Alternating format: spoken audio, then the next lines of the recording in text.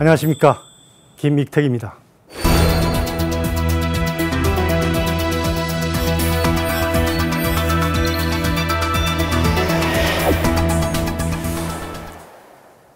세상이 정신없이 변하고 있죠. 변하는 속도도 빠르고 어떤 방향으로 변하는지도 잘 모르겠고, 또 그 와중에 생각이 다른 사람들이 변화에 대해서 똑같이 얘기를 합니다. 즉 다시 말해서 서로 대립되는 생각들이 한 공간에 존재하고 있는 거죠. 바로 이런 사회를 우리는 초복잡성 사회라고 합니다.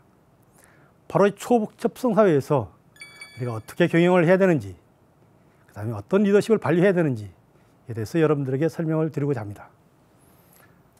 우선 오늘 1강에 있어서는 초복잡성 사회가 무엇인지, 그 속에서 어떻게 우리가 경영의 패러다임을 갖고 가야 되는지에 대해서 설명을 드리고자 합니다.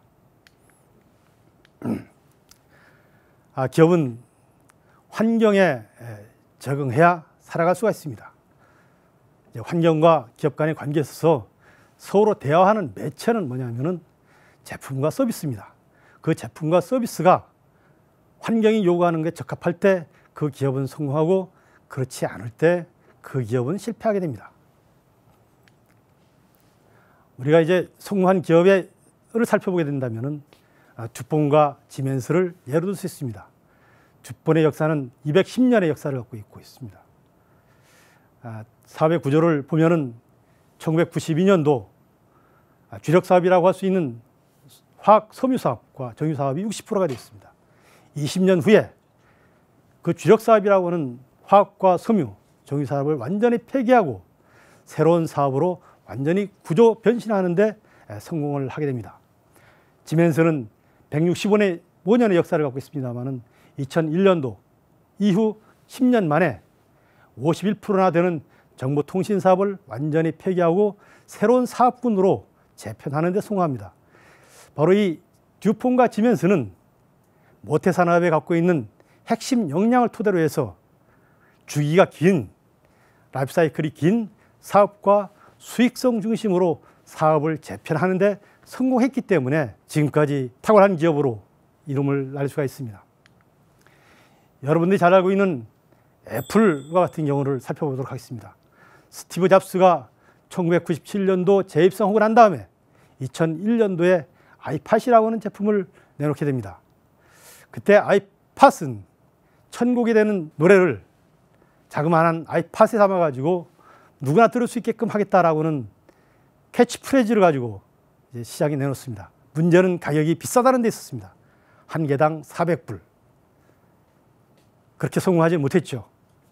그러나 2003년도에 아이팟에 아이튠스라고 하는 바로 이 음악을 다운받아서 쓸 수 있는 사업을 장착하게 됩니다. 한 곡당 1불도 안 되는 99센트에 내려서 받을 수 있게끔 하고, 그 다음에 그 음원을 제공하는 공급자에게는 70% 이상의 이제 수익을 배분하는 그런 정책을 쓰게 됩니다. 즉 다시 말해가지고 음악을 바로 아이팟에 올려놓는 그런 사업을 이제 하게 된다는 얘기입니다. 2007년도에는 아이팟과 아이튠스의 사업의 성공을 토대로 해서 아이폰에 바로 터치 스크린이라고 하는 것과 앱스토어라고 하는 사업, 플랫폼 사업을 이제 전개를 하게 됩니다. 사업의 패러다임을 완전히 바꾼 거죠. 그 이후에 애플은 엄청난 가속도를 가지고 엄청난 이제 성장을 이제 하게 됩니다. 바로 스티브 잡스가 얘기하는 다르게 생각하자. 바로 이 패러다임을 바꿈으로써 사업을 재편해 나왔던 것입니다. 이와 반면에 2007년도 전 세계 마켓시어 60% 전후를 차지하고 있던 노키아는 아이폰에 대응하지 못함으로써 2012년도에 망하게 됩니다. 애플이 갖고 있는 미국 시장이라든가 앱스토어의 플랫폼 사업 자체를 완전히 무시한 거죠. 그동안 성공에 대한 자만, 패러다임을 바꾸지 못한 그런 일 때문에 기업 전체를, 전 세계 60% 이상을 점유하던 그 사업을 망치게 되는 겁니다. 그뿐만 아니라 2000년도 이후에 GM이라든가 포드, 크라이슬러, 모토로라, 소니, 엄청난 기업들이죠. 그 엄청난 기업들이 다 몰락의 길을 걷거나 사업을 축소하는 운명을 갖게 됩니다.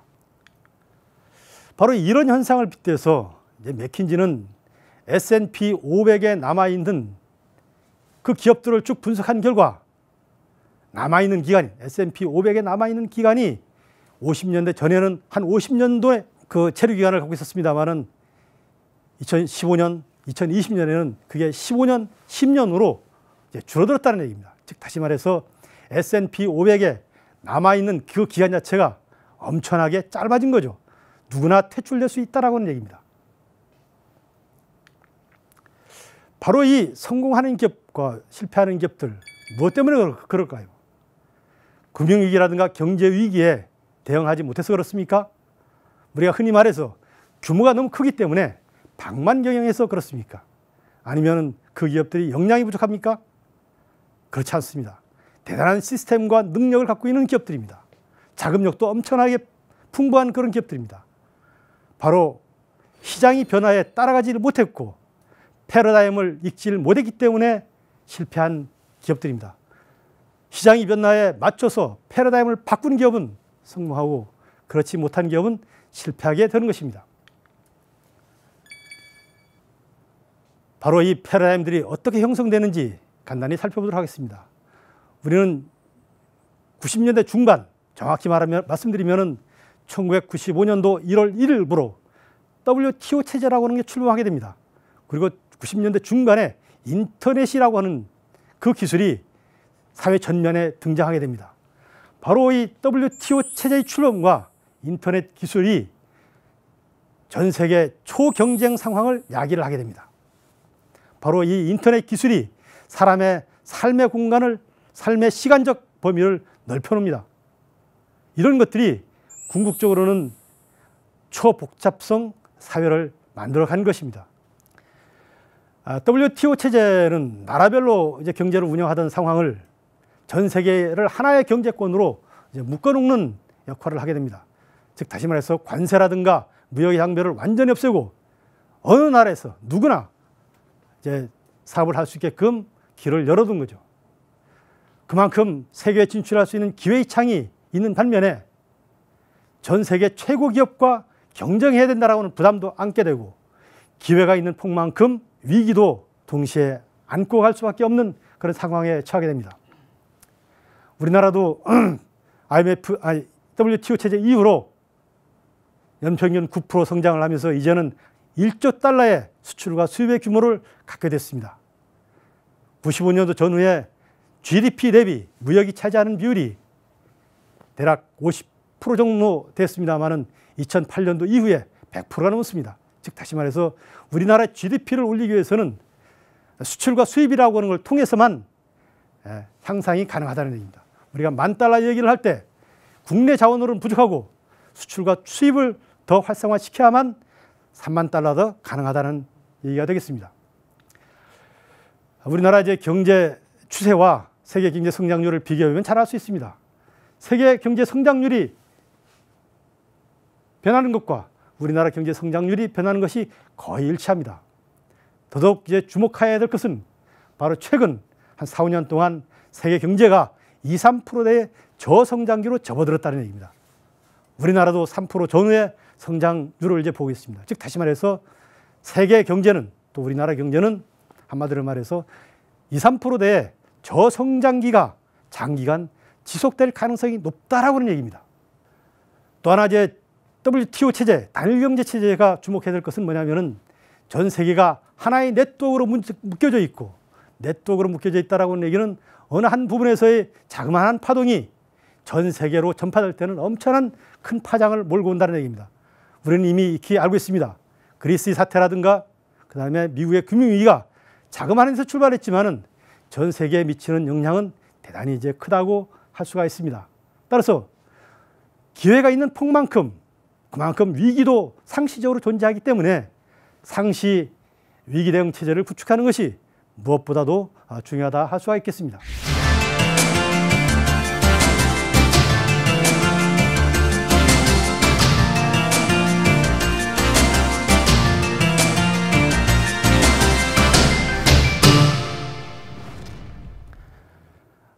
WTO 체제라는 것, 그 다음에 이제 그 속에서 우리가 이제 생각해 볼 수 있는 것은 뭐냐면은 어느 한 시장이라고 하는 공간에서 전 세계의 최고의 기업과 경쟁한다는 얘기입니다. 바로 이제 최고의 전문가끼리 맞붙는다는 얘기죠. 이 전문가끼리 경쟁을 하다 보니까 그동안 우리가 금과 옥조로 여겨왔던 경쟁력의 원천, 즉 다시 말해서 원가와 품질, 우리가 이제 제품 개발의 타이밍과 노하우, 그리고 진입 특허권이라고 하는 진입 장벽, 그 다음에 규모라고 하는 재무적 자원들, 이런 경쟁력의 원천이 되는 것들이 한순간에 무너질 수 있다는 얘기입니다. 바로 초경쟁 상황이라고 하는 것 자체는 경쟁에서 지면은 우리가 과거에 갖고 있던 그런 경쟁력의 원천들이 한순간에 없어져 버리고 바로 이제 승리하게 된다고 한다면은 또 다른 경쟁력의 원천들을 확보할 수 있는 그런 기회가 된다는 겁니다. 보다 더 중요한 것은 그 경쟁 우위의 지속적인 기간이 과거에는 상당히 오랜 기간 갔었습니다만은 최근에 와서는 그게 몇 년, 몇 개월 가지 않는다는 얘기입니다. 경쟁 우위의 지속 기간이라고 하는 것 자체가 일시적으로 존재할 따름이라는 얘기죠. 두 번째 우리가 눈여겨봐야 할 것은 이제 디지털 경제라고 하는 얘기입니다. 디지털 경제는 우리가 세 가지 이제 원칙, 법칙에 의해서 지배를 받게 됩니다. 첫 번째는 무어의 법칙입니다. 우리가 2년마다 회로의 성능은 2배 증가하고 그에 반해서 원가는 반으로 떨어진다라고 하는 법칙이 무어의 법칙입니다. 그 다음에 메칼포의 법칙입니다. 세계는 네트워크로 연결되어 있기 때문에, 인터넷으로 연결되어 있기 때문에 그 연결되는 사람의 수가 많아지면 많을수록 기하급수적으로 그 네트워크의 가치는 올라간다는 얘기입니다. 세 번째는 메칼포의 법칙과 무어의 법칙이 작동되는 한 비즈니스 영역, 비즈니스 조직, 밸류 체인상에서의 이 사업의 구조가, 사업의 조직이 어떤 원칙에서 형성되느냐는 얘기입니다.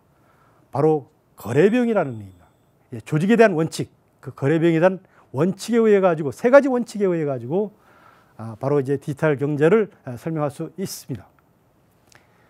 잘 아시겠습니다만 무어의 법칙은 직접 회로의 성능은 2년마다 2배 증가하고 그에 반해서 원가는 반으로 떨어진다. 즉 다시 말해서 우리 기업은 2년에 비해서 2배 이상의 역량을 성장시킬 수 있는가? 그 다음에 그 2년 만에 현재의 원가의 반으로 줄일 수 있는가? 이제 그런 역량들을 갖추는 것 자체가 바로 디지털 경제에서 살아남을 수 있는 유일한 길들이라는 얘기입니다. 두 번째는 메칼포의 법칙입니다. 네트워크에 참여하는 사람이 많을수록 그 네트워크의 가치는 기하급수로 증가한다. 바로 이제 수학 체중의 효과를 반영하는, 말하는 법칙이 될 수 있겠습니다. 네트워크에 참여한다라고 하는 얘기는 초기에 참여하는 사람이 더 많은 사람을 끌어들일 수 있다는 힘을 얘기합니다. 초기 조건에 의해 가지고 바로 네트워크의 효과를 가져온다라고 하는 얘기가 바로 이제 선점의 효과입니다. 바로 이 선점의 효과를 누릴 수 없다라고 한다면은 네트워크에 참여한다 할지라도 그 가치가 그렇게 크지 않다라고 하는 얘기입니다. 바로 시장이 변하는 타이밍에 맞춰서 우리가 뛰어들 수 있느냐 없느냐, 선점을 할 수 있느냐 없느냐라고 하는 자체가 디지털 경제에서 중요한 열쇠가 된다라고 할 수 있습니다. 세 번째의 법칙은 사업의 조직, 가치사수를 지배하는 거래비용의 법칙입니다. 거래비용이라고 하는 것 자체는 구매하는 사람과 공급하는 사람들이 서로 쌍방 간에 서로 탐색하는 데 돈이 들어가고 협상하는 데 돈이 들어가고 그 다음에 협상을 이행하는지 안 하는지 감시하는 데 들어가는, 그 다음에 문제가 발생했을 때 분쟁을 해결하는 데 들어가는 비용들을 우리는 이제 거래비용이라고 합니다. 즉 다시 말해서 탐색 비용, 협상 비용, 이행 감시 비용, 분쟁 해결 비용, 이러한 비용들이 거래 비용이라고 할 수가 있습니다. 제품이나 서비스를 생산하는 비용보다 거래하는 비용이 얼마냐에 따라서 그게 얼마만큼 적게 들어가느냐에 따라 가지고 사업의 조직이 형성된다는 얘기입니다. 거래 비용을 최소화하기 위해서는 탐색, 협상, 이행 감시, 분쟁이라고 하는 자체는 바로 신뢰와 관계를 갖고 있습니다. 우리가 서로 믿을 수 있다고 한다면 이런 비용은 전혀 들지 않는 거죠. 바로 네트워크 사회에서는 신뢰가 가장 중요한 자원의 하나라고 볼 수가 있습니다. 이러한 이 WTO 체제와 그 다음에 이제 디지털 기술이라고 하는 것 자체가 등장을 하면서 바로 사회는 초복잡성의 사회로 이제 진입하게 됩니다. 사회에 있어서는 초경쟁 상황이 벌어지고, 그 다음에 사람들에 있어서는 바로 이제 관점의 경쟁, 패러다임의 경쟁이 시작이 됩니다. 바로 초복잡성 사회는 바로 초경쟁과 패러다임의 경쟁으로 요약할 수가 있습니다. 이러한 특성들이 무엇이 있는지를 살펴보도록 하겠습니다. 첫째는 불평등의 원리입니다. 세상은 공평한 것 같지만은 법에 의해 가지고 공평하게 우리가 대우를 받고 있다고 생각하지만은 세상은 대단히 불공평합니다. 즉 다시 말해 가지고 20%의 사람들이 전체의 부를 80% 점유하고 있고 20%의 사람들의 성과가 조직 전체의 성과의 80%를 바로 이제 만들어냅니다. 세상은 50대 50 공평한 게 아니라 80대 20으로 불공평한 게 바로 현실입니다. 두 번째는 변화의 속도는 대단히 급격하게 변한다는 얘기입니다. 우리가 흔히 브라질에서 나비가 날개짓 타게 된다면 플로리다에서 이제 태풍이 허리케인이 분다고 합니다.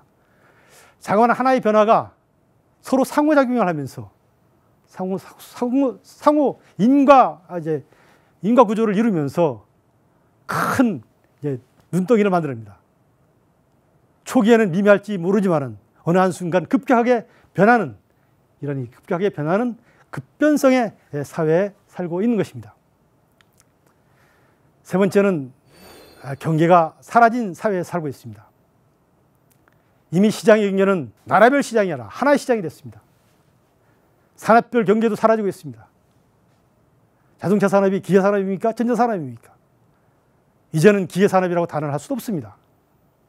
성별의 경계도 없습니다. 남성이 여성화되고 여성이 남성화되고 있습니다. 시공간의 경계도 사라지고 있습니다.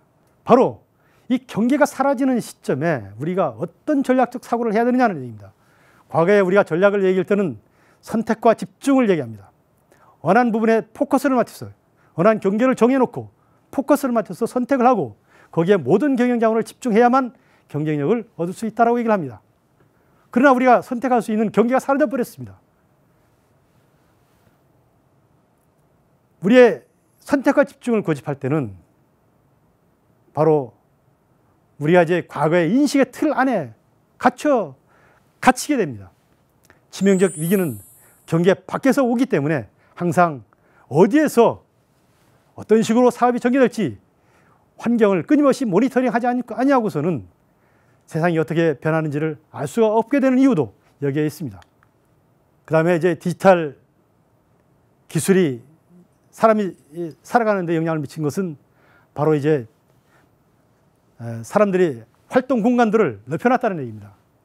우리가 사람들이 참여할 수 있는 기회를 더 많이 줬다는 얘기입니다.